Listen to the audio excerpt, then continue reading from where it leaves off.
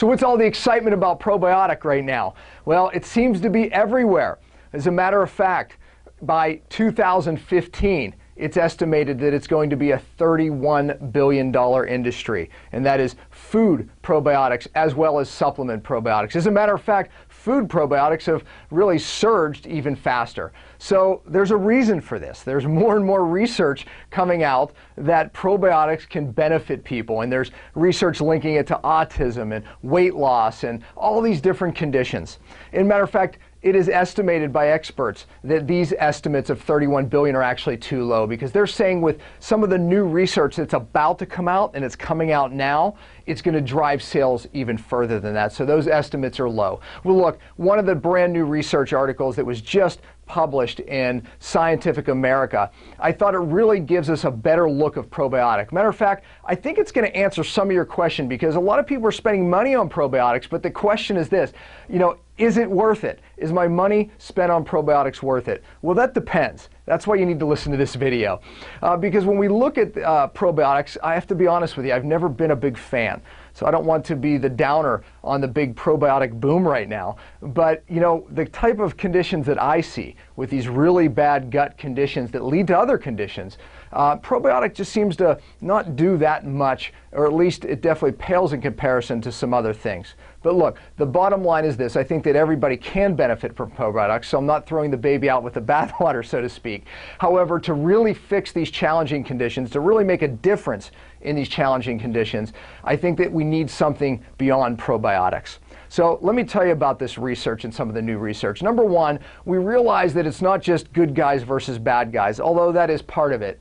But really, we know now that probiotic, or let me just restate it to this, these complicated microorganisms that are in our gut that really outnumber our cells 10 to 1, well, we have a really cool symbiotic relationship with. Matter of fact, so much so that we learn now that these bacteria actually tell our genes what to do. So in science right now, there's a lot being taught about epigenetics, or how our genes express themselves. And we're learning that it's not just, oh, you get the disease that your mother or father got. Well, we realize now it's our environment that literally can trigger these genes of susceptibility. Well, what some of this research is showing, that we're actually sharing information with this ecosystem that's in our gut. So all these bacteria actually tell our genes what to do. As a matter of fact, a lot of the function at the cellular level that really we have as humans, for example, functions that tell our hormones what to do, or even how to make certain enzymes to break down carbohydrates, a lot of this function we actually get because we're in communication with this bacteria. So therefore, we wouldn't have the function unless this bacteria that is in our little ecosystems in our gut tells our DNA what to do. So pretty complicated, isn't it? So in other words, now we're learning that conditions like obesity and autoimmune conditions, they have a lot to do with having a good number of bacteria in our gut, or maybe not having enough.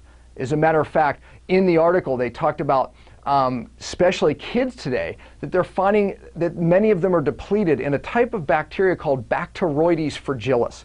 Well, this one type of bacteria, by the way, you cannot get Bacteroides fragilis in any pill, powder, potion, lotion out there, because it would not survive in that form.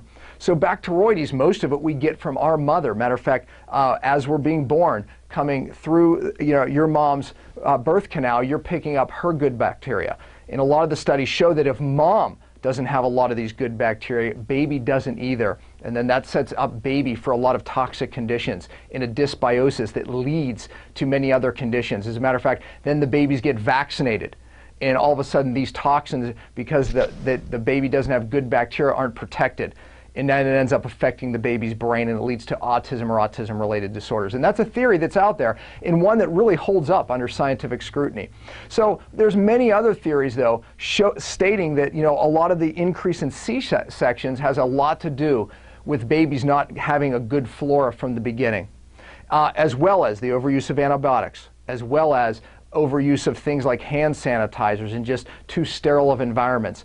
So there's a lot of reasons for we're realizing that kids do not have some of these bacteria that we can't get in a pill or a powder, like these Bacteroides. So these certain specific bacteria, we know that they have a function in regulating our immune system, meaning that we literally cannot get a certain function in our immune system without these bacteria. So we know that these bacteria tell our genes and our DNA to produce something called T regulatory cells. And you know what these cells do? They actually downregulate inflammation. So there's things called T cells that raise inflammation, which is needed for a good, healthy immune system. But our body produces something called regulatory T cells, which balance that inflammation.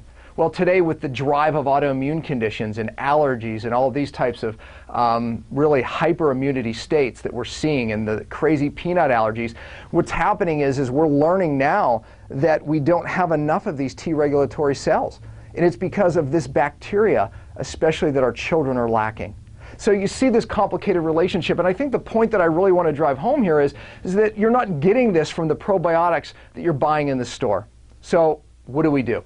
How do we get some of these brand new types of bacteria that we're realizing really play a significant role? Well, look, I'm a firm believer in getting these types of bacteria from natural sources. What type of sources? Well, fermentation. Fermentation is something, it's a lost art that we used to do before refrigeration. We used to ferment vegetables and dairy products. Why? Because it would make them last longer without refrigerating them. Well, in that process, we would take the natural bacteria that are already there and create, literally trillions of good bacteria that we need today. As a matter of fact, the pills and the powder that you're taking right now as your probiotic, the best one, if you bought the best out there, you're getting 10, maybe 15 billion strands, colonies per serving. Well, to fix a really bad gut and to make a significant impact, you need 10 trillion or more. One serving of something that's fermented or cultured gives you at least 10 trillion per serving. See, otherwise you'd have to drink the whole bottle to even come close to that. So you're not going to do that. But the point is that we used to ferment and culture products, and we would get trillions and trillions of these bacteria that we need. And we'd also getting strains that we really can't put into a pill because they're in their natural environment when we ferment foods.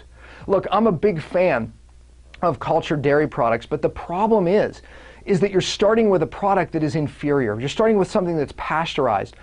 You're starting with something that's been heated and denatured. As a matter of fact, many, if not all, 99% of dairy in this country contains a protein called beta-A1 casein, which I've talked about on some other videos, which is 23 times more toxic than gluten. So starting with a product like that, you're not going to end up with a good product, even if you do have, a good culture and a fermentation process. Now, many of you say, well, what if I get raw dairy? Well, that's fine, but most of it still contains the beta-A1 casein. Well, look, I am a firm believer because, these types of products fixed my gut when I was very sick.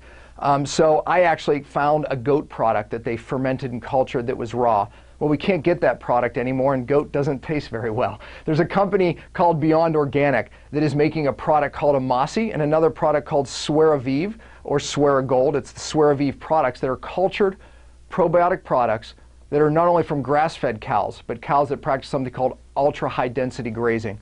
See, in this process, the cows are, really fertilizing the fields themselves. So they're urinating in the fields and, putting manure down in the fields. And I know that sounds gross, but a lot of these bacteria that I'm talking about, that they're talking about in the article, are going right down into the grass. The cows are eating it, then it gets through them.